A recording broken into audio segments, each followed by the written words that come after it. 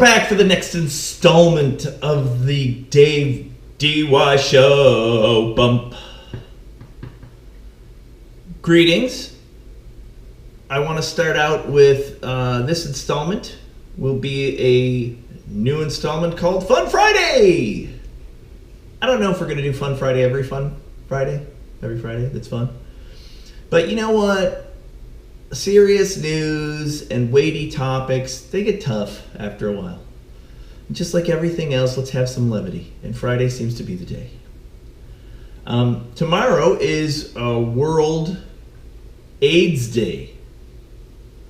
World HIV Day, I think is what it's called. And it's weird. It seems that the lesbian, gay, bi, trans, queer world, LGBTQ world, has a lot of visibility these days, which is good, right? I mean, everybody knows my view. It seems like we're inundated with race and sexuality, very controversial topics nowadays. And I'm not saying that they're not important, and I'm not saying that there's other topics that are less important or as important or more important. Those are opinions, right? Clearly we can prioritize, rank, and rate all those. Are people dying? Well, yeah, of course. And World AIDS Day was a part of that. And AIDS was a part of my life. My brother-in-law lost his brother to AIDS. And he was a pretty integral part of our family. And it was in the heyday. When this thing came out of nowhere, not really. It had crept around for a long time. And we started losing people. And then it started to really pick up visibility and traction. The 80s. And and we had people like Magic Johnson, right? We had some pretty high profile, powerful, popular individuals. Rock Hudson. Freddie Mercury, boom, out there with this new movie, right? And they shed some light and put some focus on it. But we went through it personally with Johnny. And I didn't go through it personally. I experienced it. Johnny was an awesome dude. Oh, he was a beautiful person. Great skills. Smart, funny. Hardworking. Respectful. He was a good person. And his story is one of millions, man. This thing, we lost so many people from this disease. And it doesn't matter what the behavior or any of the shit that goes with it, the opinions or whatever. The loss is real and it's there, just like nowadays, right? And in one respect, you can look at that loss. And you can focus on it. And you can say, hey, this is what occurred. There are people that were with us that are no longer with us.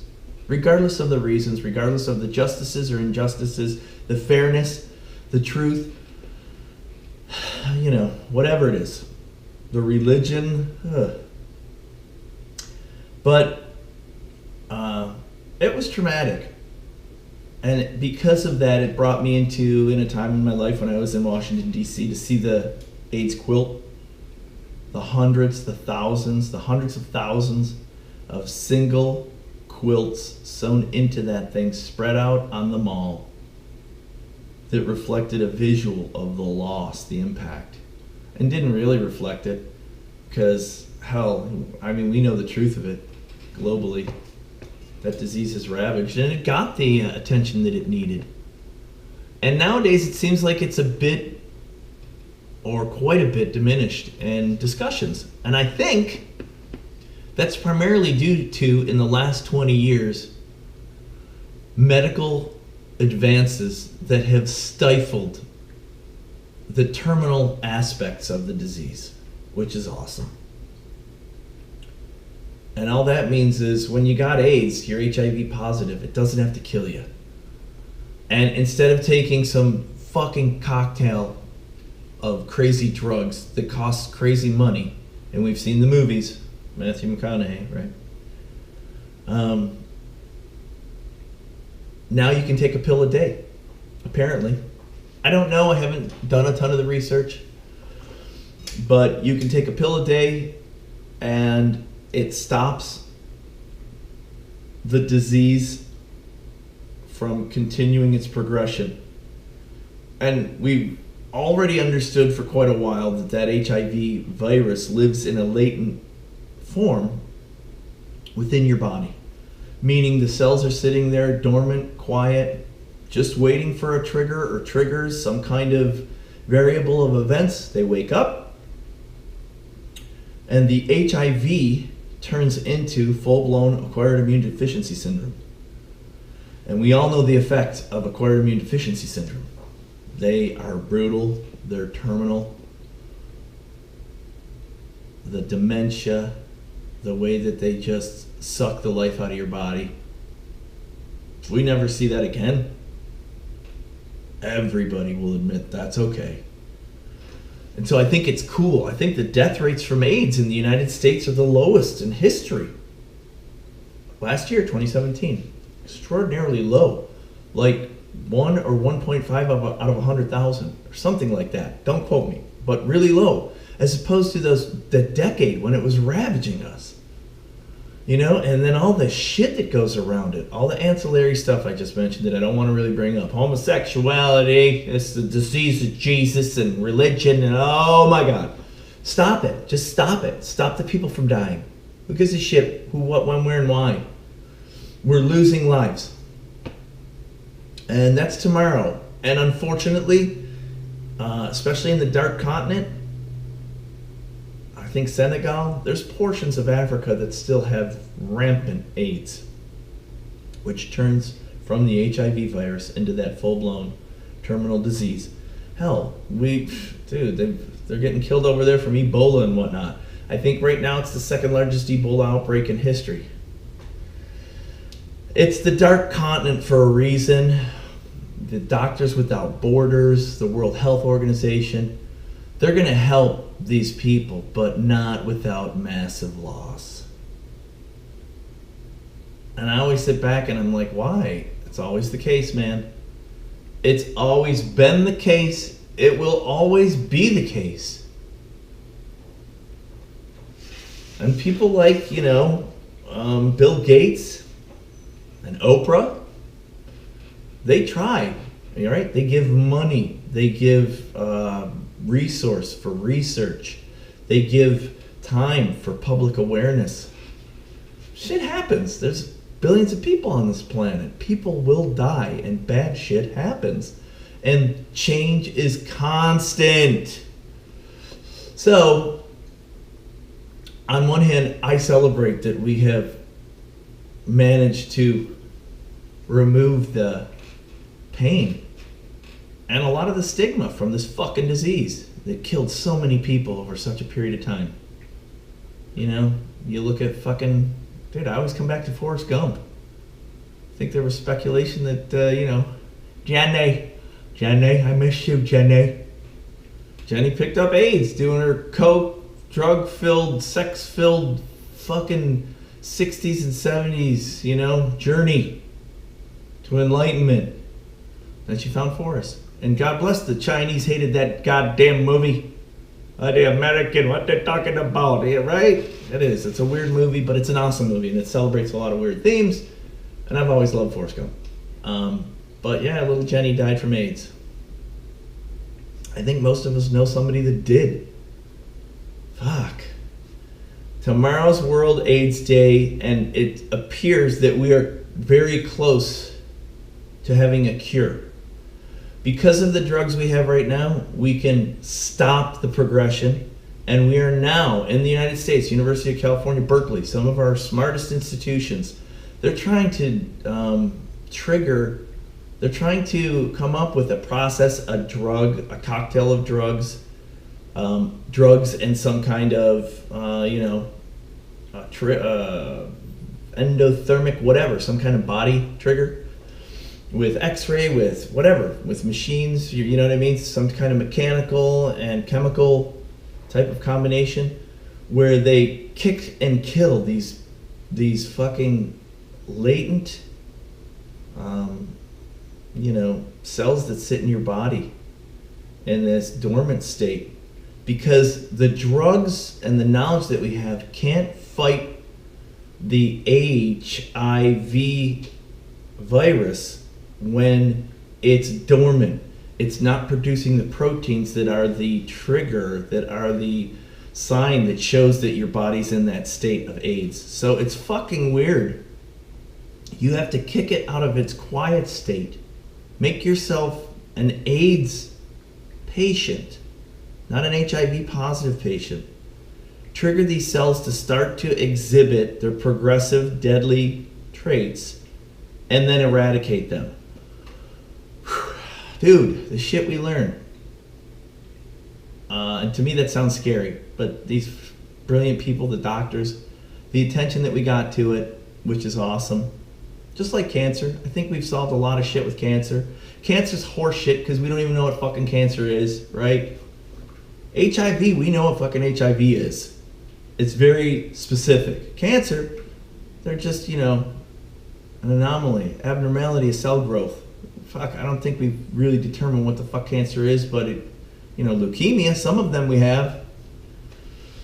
And we're very good at combating some of those. But man, that's a broad spectrum. And man, that's killed a lot of people. But tomorrow's World AIDS Day. It looks like we're getting close to a cure. It's great that we can control the progression to terminal patients, which is awesome. People can live lives like Magic Johnson. You don't have to be a billionaire. And I just wanted to bring this up to reflect because I was personally impacted with it. And it was brutal. If you quickly forget about that, then you're doing the same shit that we did with I don't know what, the World Wars, the Holocaust, anything. Pick something, right? You want to deny or you want to forget or you want to put that behind you. When those viruses or those, plagues pass the animal barrier and move to humans, fucking A. And we've done a great job and we've sort of conquered this thing. Ish. Shitty to say that. I'm not saying that we've conquered it, but we've gotten to a place where we can manage it. And that's something huge to be celebrated. Just like breast cancer, where we've gotten really smart about it. Just like a lot of this shit. And a lot of people have bad news nowadays. This is good news, man. Fuck. AIDS ain't killing all of our young men. AIDS ain't killing all of our African heterosexual individuals. I remember a time when friends of mine from South Africa said, you gotta be careful when you're over there. It's the dark continent, man. AIDS patients, grown men, would rape a virgin newborn, thinking that they could expel the illness. Fucking voodoo, man. And that's secondary shit from a brutal disease, right? But God, you hear that crap, and I go to those cats at UC Berkeley, figure it out. Get rid of this God blessed evil. And it's not evil, man. It's disease. But it sure fucking feels evil sometimes. But it's disease, and we gotta control it, and we've done a wonderful job. And we should celebrate that tomorrow and reflect and remember all the people we lost. Johnny was beautiful, and it's sad. He's gone.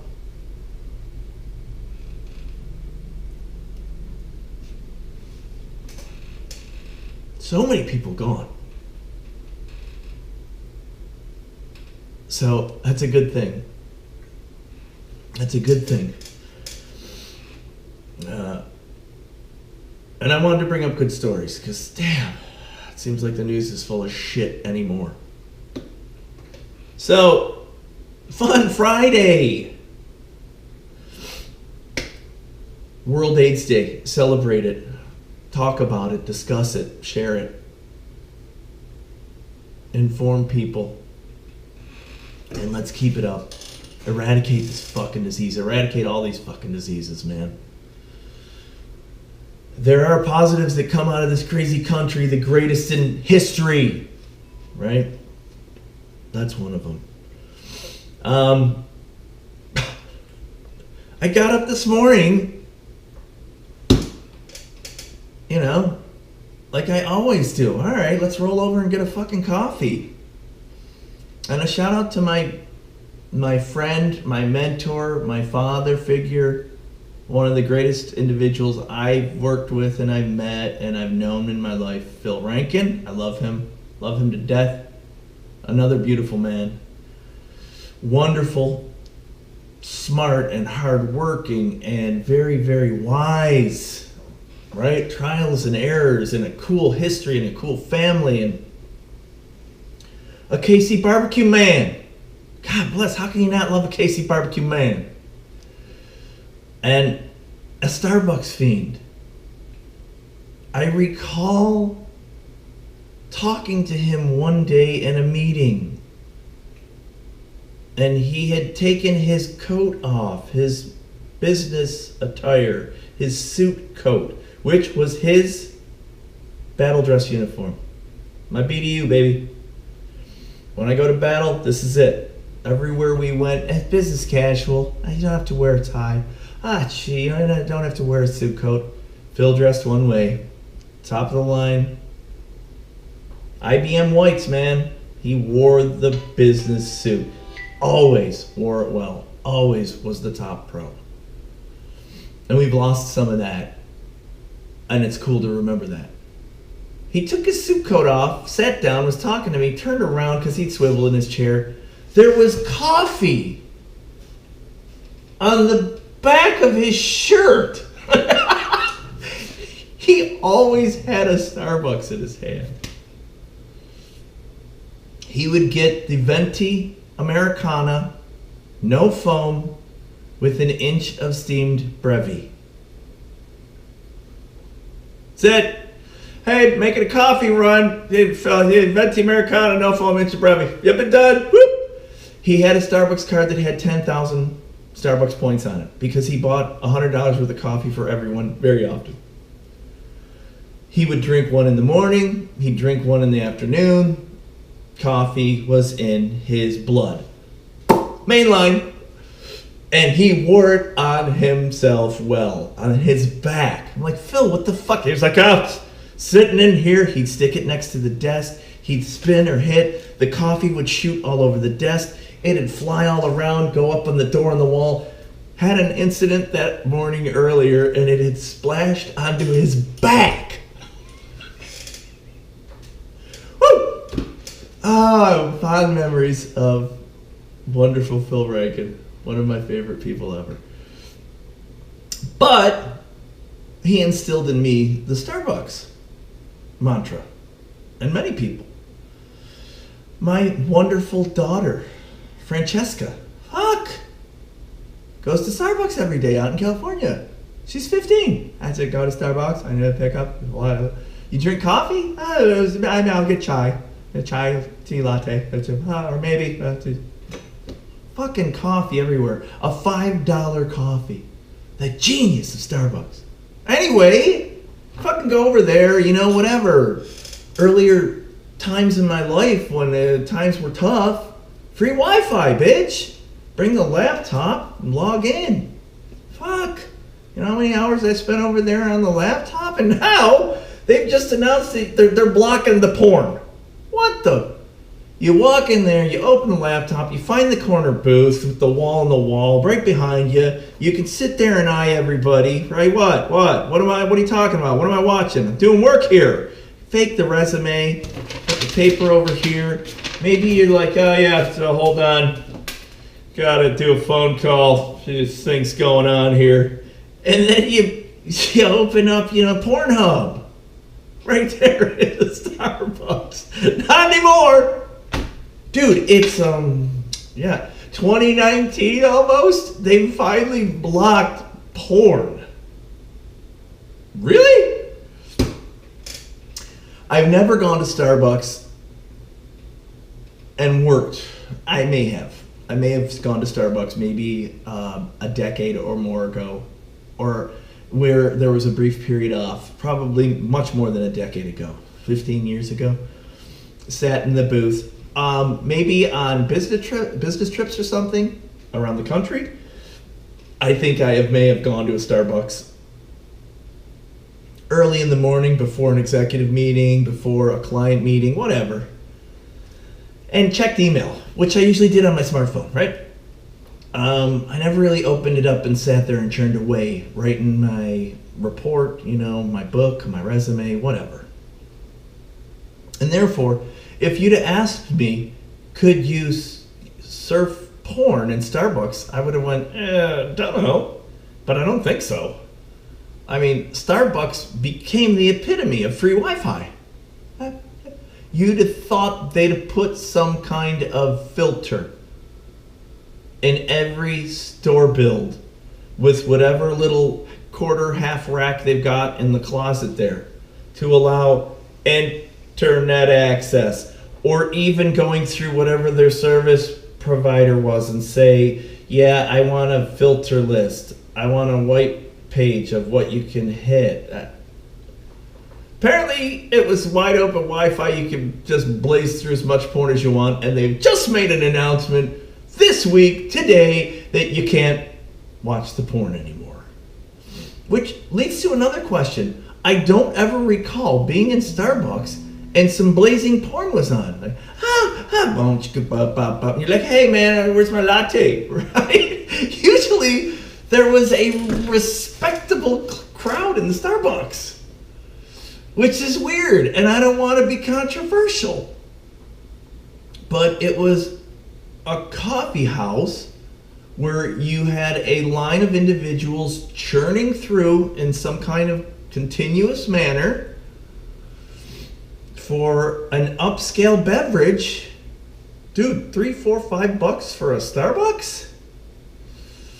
You're not going to have the dude at Dunkin' who's picking up the 59-cent jumbo coffee. And I don't even think that's capable anymore. Dunkin' learned, right? The cops were pissed off with that shit. Fucking go get 6 donuts and a coffee for $2.50, fat fucks.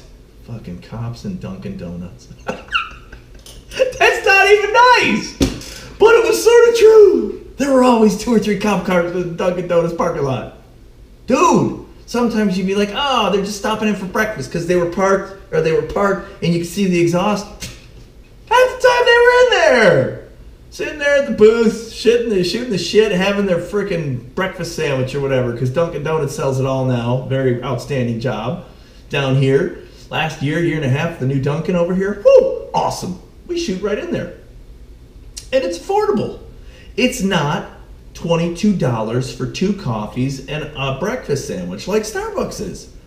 My friend Chris Cox, another outstanding individual from my past, who I just reached out to and had a little give and take recently. He's doing awesome. He'd order the Starbucks drink in the morning. Like, I don't know, the 99-cent regular coffee, what, venti, or was it, the grande? I don't know, whatever. And I don't want to fuck this up. Don't know if I'm accurate, but it's something like this. If you ordered a coffee of a specific size, any beverage, in the Starbucks in the morning, you could go back before 5 o'clock for the business drinkers, and you could order any other drink for the same price or something like that. Any other drink. So this dude would take his receipt from the morning, go back to Starbucks, and he'd get this fucking protein shake. And Chris wasn't a big guy. He was short. He was probably 5'4", blonde towhead, skinny little dude, wiry. He'd walk in the office with this coffee.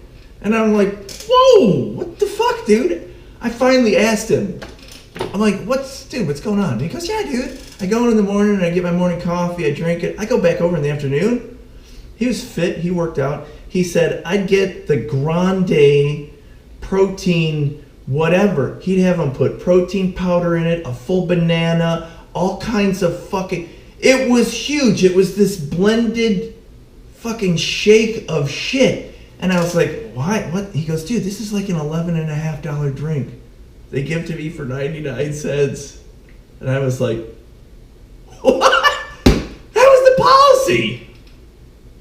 No wonder they fucking closed like 500 Starbucks. Hey, shitbirds, you got to fix that one. But Chris was smart, and I don't know how many people did that. And I don't know how many people, I remembered looking it up when he told me whatever the fuck it was and then what he added. Because remember, they changed the menu and you could add protein powder, you could add like ginseng, whatever. You could add all these additives and shit. Like any of your fucking juice bars anymore. It was something like 3,200, 3,500 calories. And little teeny Chris Cox was drinking that. But I also noted when I watched him, he would spend the core of the afternoon, another hard worker. He was there till 6, 7, 8 o'clock at night, always traveling on the road, opening facilities, closing facilities. Badass. Most of the people I've worked with in my professional adult career in the last 20 years have been badasses. It would take him those 5 or 6 hours to drink that entire shake. And then he'd go exercise or do whatever. So that was his, like, I don't know, second half of the day meal for 99 cents. Brilliant. Yeah, so I laughed at that. But I wonder if Chris was over there in the fucking corner booth, you know, watching the porn. Hey, what are you doing? Oh, I like that. What are you doing? I'll tell you what. I've got some porn stories from the work. Oh boy. Not me. Come on. I'm a clean person. Respectable. Damn it. Timey. Drag me down on that shit. Yeah, fun stories. I thought, and I think I even started maybe 15 or 20 years ago, a book, a workplace book. And then like Office Space came out, right? 1999. And it captured so much of the truths of corporate American workspace. PC love letter. What? Oh, damn, it feels good to be a gangster. So, yeah, Starbucks, no more porn. Don't know what that's going to do to the global coffee magnate. I wonder if you go into Caribou or one of the other fucking places, or Dunkin'. I don't even know if Dunkin', I think everybody offers free Wi-Fi anymore. If you're sitting there in Dunkin', which is upscale, dude, they got nice booths and stuff. But you know what they don't have? Starbucks always had that, like, coffee house ambiance. They had sectionals and areas that were separated where a pocket of 1 or 2 or 3 people could sit and commingle and have like a pseudo-quiet meeting without disturbing other people. Only, well, sometimes it was just a large open space, right? Each Starbucks had the ability to tune whatever area. A lot of them did, you know, initially. Now, of course, I think it's the cookie cutter, and you got the barista set up, right? And hell, you got them in supermarkets, right? You got the little cafe. But the Dunkins, man, were always the same. Big glass windows, booths everywhere. You can't do much in there without people going, what are you watching? Hey, the skin flick off the screen there. My kid's here. Damn it. Whoa, what is that? Hey, kids, go away. I got something to talk to this guy about. So, I don't know. But I found that rather interesting that you could watch porn up to yesterday in Starbucks. And I thought to myself, how many fucking people did that? Maybe not on their laptop, but on their phone? Probably a lot.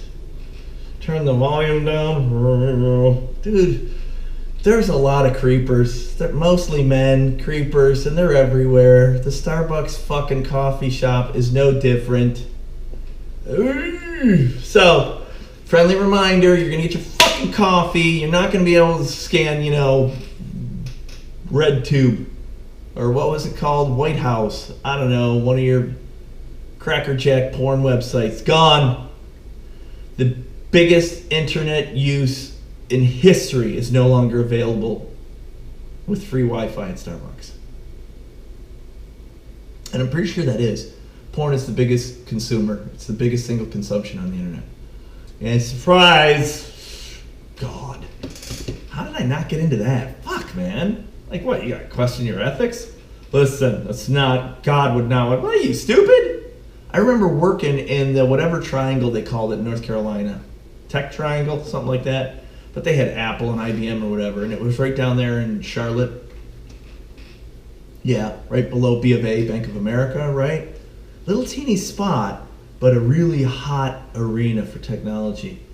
And sure as shit, they had like campus buildings, giant, 10, 12-story high-rise buildings, and multiple were used to house some of the biggest porn-serving environments on the globe. And it was openly known. And some of the people that I met down there said, oh yeah, I applied there. I had a friend that worked there. Oh yeah. I mean, their job. They'd set up a new server or whatever. They'd stream a bunch of porn to make sure it was all available. I was like, do they have openings? What? That was 10 years ago. Oh my God, could you imagine it now? Your fucking Azure cloud of porn servers. Right next to the Bitcoin. Yeah, cryptos aren't doing so good these days. Who knows? But enough's enough. No more porn with your coffee, boy.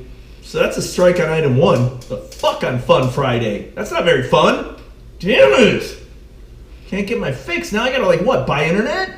Damn, it's $33 a month? Fucking internet.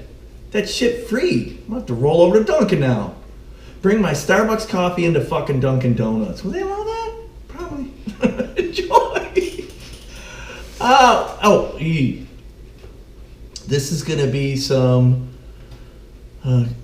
useful information. This is just like a consumer update for you. I wanted to share it. I think a lot of people have struggled with this. I found this thing rather obscure, but I immediately grabbed onto it, and I thought to myself, look, I got to get this out there. This is something a lot of people need to know. And I experienced this recently. I had purchased a brand new cast iron pan, and I was cooking my meat in the pan on here, when I didn't want to pull the grill out. So I found this article, 4 things you should never cook in your new cast iron. Really? I don't even know people that cook anymore. And I'm telling you truthfully, I got a new cast iron for $20 at Walmart. And it's gorgeous. And I cook my steaks and my burgers and stuff on it. And it's got the little grill ridges. And it works just like a grill. Gets a little spattery with the oil from the meat. You got to turn the fan on to blow some of the stuff out over the stove. I got the gas stove, so it works great. I love it. I didn't know the fucking rules. The fucking rules for breaking a cast iron. Dude, what? Out at the fucking Oki, what's it called? Gunfight at the OK Corral? I'm punching doggies with Billy Crystal and the 2 idiots from City Slickers? The fuck? Yeah, but I'm cooking on open flame with my cast iron, and I'm telling you, it works fabulously. However, I broke the number 1 cardinal rule. I put it in the porcelain sink. It had caked on remnants from burned meat. I soaked it. Everything I did was fucking wrong. I poured the cold water on it, which causes cracks. Jesus sake. It bled. The metal leached into the porcelain sink. Tracy fucking hasn't forgiven me. She's like, and you're gonna buy me a new sink because there's a big rust stain on the fucking white porcelain. Man, but it cooked the meat up really well. but, yeah, you can't cook smelly things in a new cast iron skillet. Can't. The smelly things will actually, if it's like peppers, stinky cheeses, garlic, those aromatic smells will actually be stored. They'll be, it has an aromatic memory in the metal, and it'll stink up your food. You'll have those flavors. Weird, but not really if you looked at it chemically. I'm sure somehow there's a bond with whatever the iron is in the stove at temperature, right? And I think what you got to do is you got to cook it with medium heat for 20 minutes to burn out the flavors, the aromatic scents. So don't cook smelly shit in the new cast iron. If it's seasoned, you've had multiple meals on it, it's got the layer, that's fine. It won't fuck up your cast iron. But new cast iron, no stinky shit. Get a nice cooking base to it first with your basic stuff, your meats, whatever you're cooking. 2, once your pan is well seasoned, no problem at all. But when it's new, no sticky shit. Eggs, cheeses, right? Stuff like that, fuck up the pan. And they bond on that layer and it fucks up the pan, just like the stinky flavors, right? You have to season the pan first. And then you'll have that stinky shit in whatever else you're cooking on it, like your steak, your chicken. Same thing with delicate fish, surprise, right? If you're putting tilapia and salmon and what other kind of fish? Trout, right? Some of those other fish. Salmon's got a more strong steak size and flavor. The delicate fish like whitefish, tilapia, where they're delicate and tender, they have very thin skin, the fillets are very thin, they gotta really sear up and get crispy and flaky. You gotta season the pan for those babies. You can't put those new into the skillet, okay? And then lastly, acidic shit, like vinegar or tomatoes, shit like that. Don't put it in the new skillet, it'll fuck up the skillet.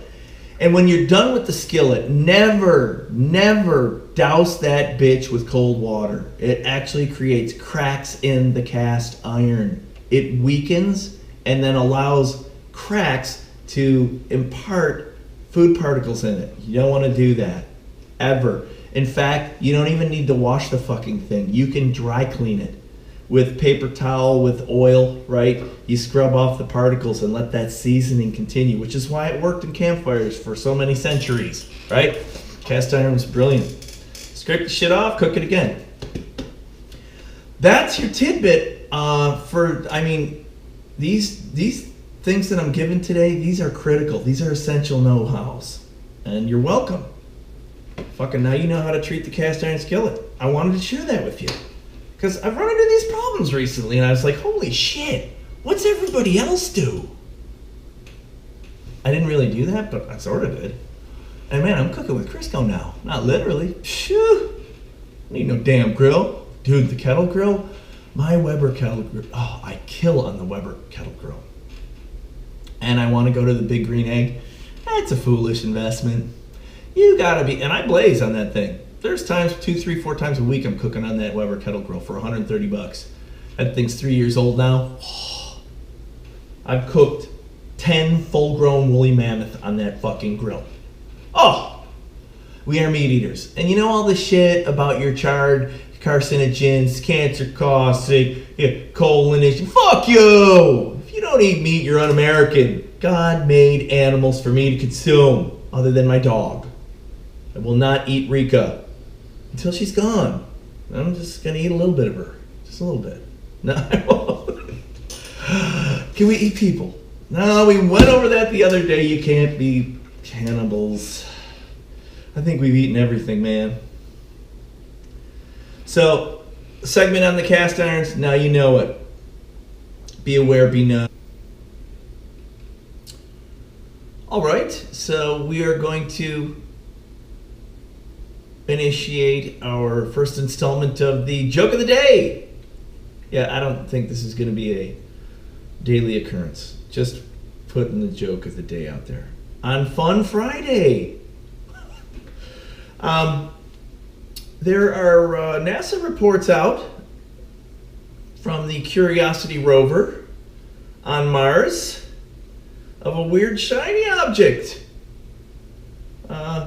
Photos captured on the planet, which it's rare on the red planet of dirt.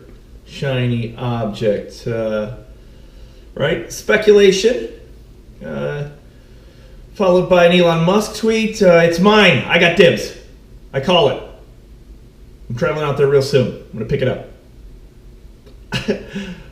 They include thoughts that it was precious metal. It was a meteorite. or that it was the Tesla Model 3 that Musk fired up on the SpaceX launch.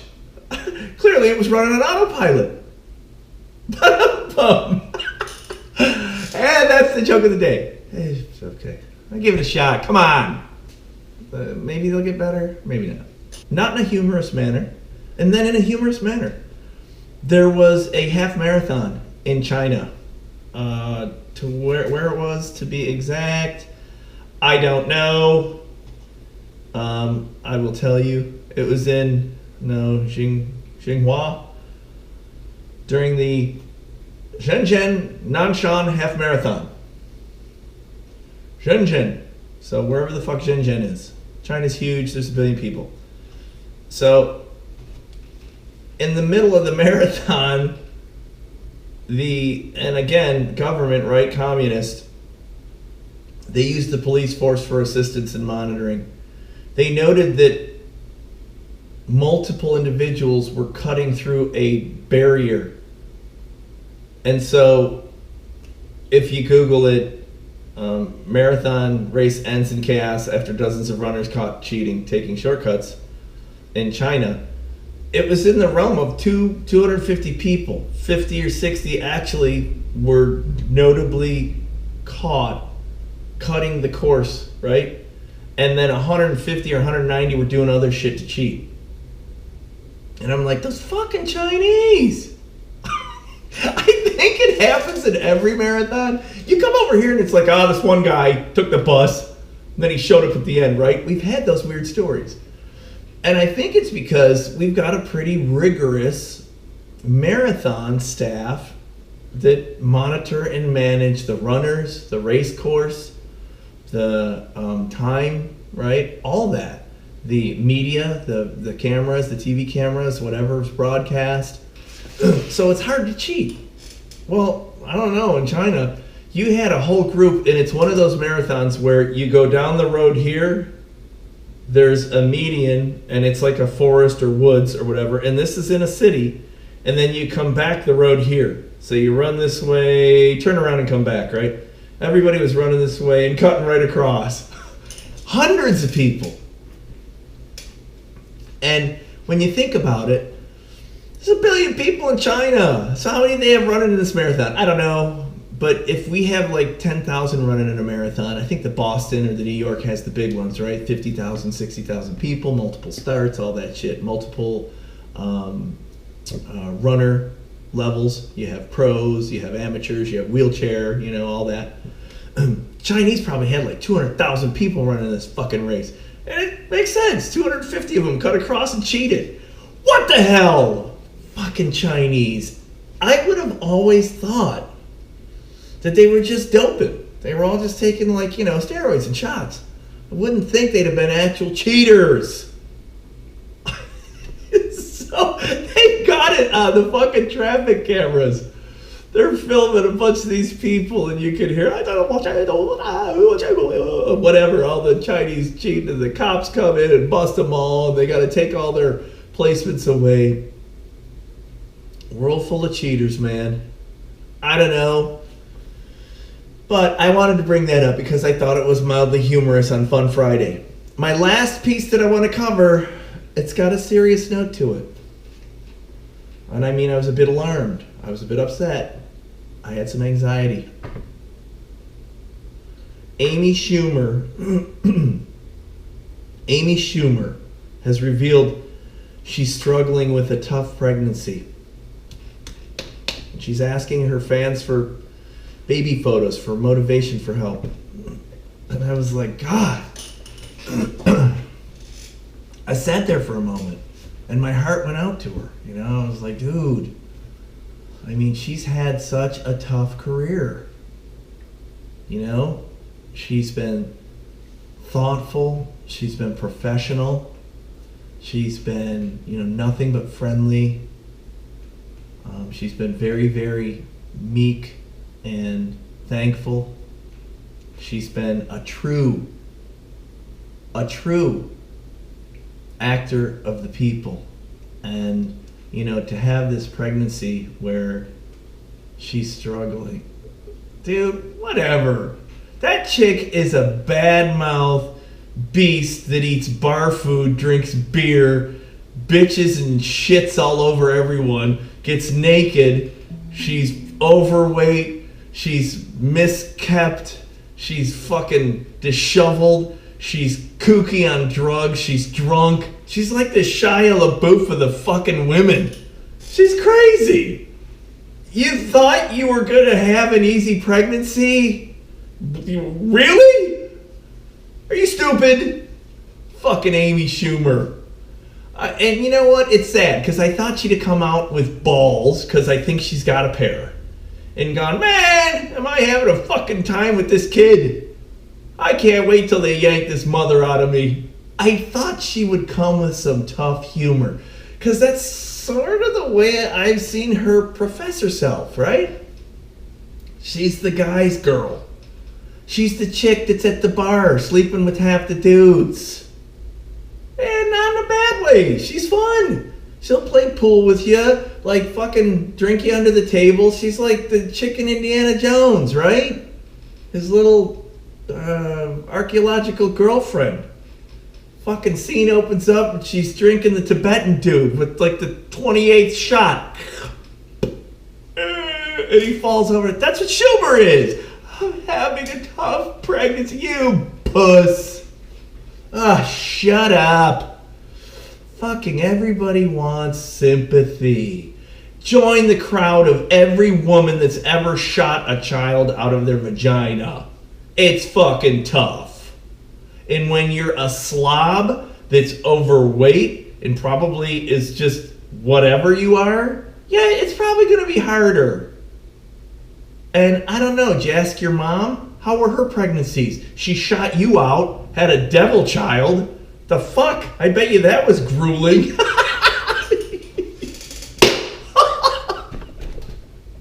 Dude, I read that and I'm like, you gotta be kidding me.